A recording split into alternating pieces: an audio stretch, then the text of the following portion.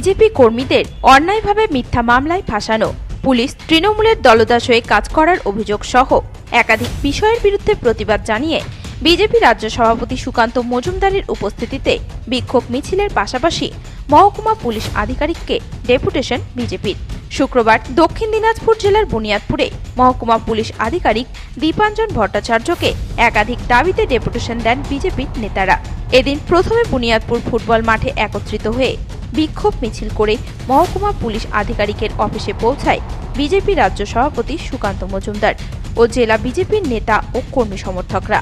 এরপর ৮ জন বিজেপি নেতা একাধিক দাবি নিয়ে মহকুমা পুলিশ আধিকারিককে ডেপুটেশন দেন, যার পরেই বিক্ষোভ সমাবেশ করেন বিজেপি রাজ্য সভাপতি সুকান্ত মজুমদার।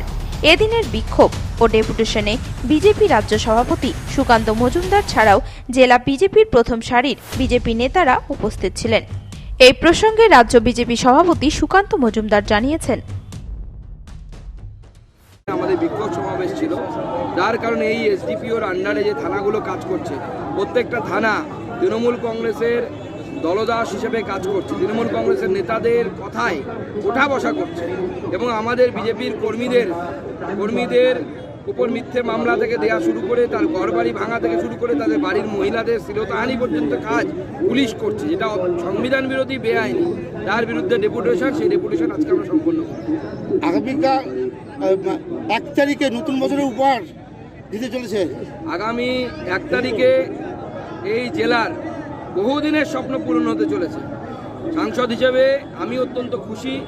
1 তারিখে ভার্চুয়ালি দুপুর 12টার সময় মাননীয় রেলমন্ত্রী অশ্বিনী বৈষ্ণব উপস্থিত থাকবেন আমাদের সাথে এবং আমি থাকবো বালুরঘাট স্টেশনে, আমাদের বিধায়করা থাকবেন।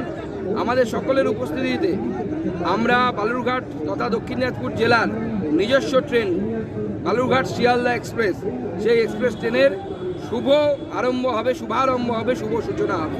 2 তারিখ থেকে ট্রেন রেগুলার চলবে। 1 তারিখে উদ্বোধন, 2 তারিখ থেকে চলবে। আরেকটা বিষয়, বিজেপি বঙ্গ নেতৃত্ব মন্ত্রী আমাদের জেলার মন্ত্রীর নামে বলেছেন যে তার বাড়িতে ইডির হামলা হবে, বিষয়টা কি অভিযোগ? দেখুন, আমাদের মন্ত্রীর বাড়ি, আমাদের এখানকার মন্ত্রীর বিরুদ্ধে অভিযোগ আছে যে তিনি টাকা নিয়ে চাকরি দিয়েছেন, এরকম মানুষ বলে।